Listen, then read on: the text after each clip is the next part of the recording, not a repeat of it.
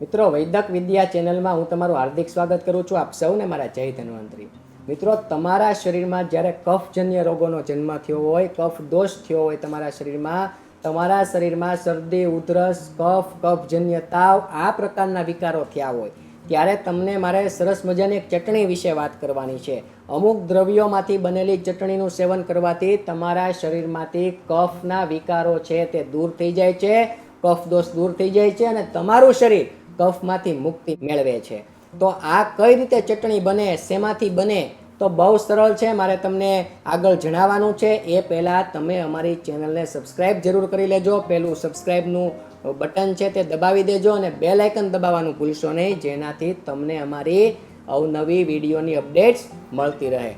તો હવે આપણે ચટણી કઈ રીતે બનાવી એના વિશે આગળ જોઈએ. તો તમારે થોડાક ફુદીનાના પાન લેવાના છે, થોડીક કોથમીર લેવાની છે અને થોડાક લીલા મરચાં લેવાના છે અને થોડોક નાનો એવો આદુનો ટુકડો લેવાનો છે. આ બધાને ખૂબ જ લસોટવાનું છે. એ બરાબર તમે લસોટી નાખો અને બરાબર બધું મિક્સ થઈ જાય.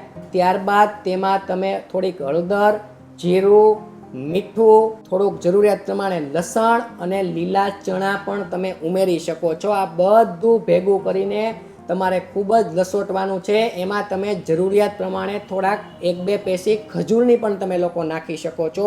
આ બધા વ્યંજનોને ભેગા કરીને સરસ મજાનું લસોટવાનું છે.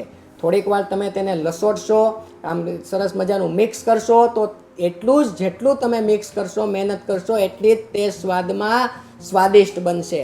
આ ચટણી તૈયાર થાય એને તમે પરોઠા, થેપલા, ભાખરી, રોટલી, ખીચડી કોઈ પણની સાથે તમે તેનું સેવન કરી શકો છો.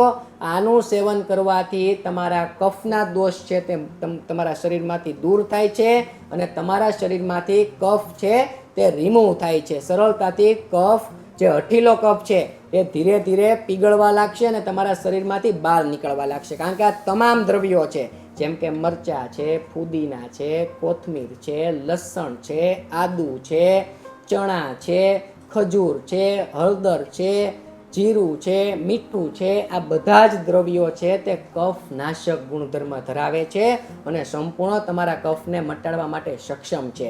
તો આ બધા વ્યંજનોમાંથી બનેલી ચટણી તમારા શરીરમાંથી કફને મુક્ત કરે, એમાં શંકાને કોઈ સ્થાન નથી. તો આપણે બીજું ટમેટાનો સોસ ને એવું બધું ખાવા કરતાં આપણે આ પ્રકારની સ્વાદિષ્ટ અને પૌષ્ટિક ચટણી ખાઈએ તો આપણા શરીરની રોગ પ્રતિકારક શક્તિ વધી જશે અને આપણા શરીરનો સ્ટેમિના પાવર પણ વધી જાય છે. આપણા શરીરની રોગો સામે લડવાની શક્તિ પણ વધી જાય છે અને આપણું શરીર કફ દોષથી મુક્ત રહે છે. આપ સૌને મારા પ્રણામ. જય ધન્વંતરી.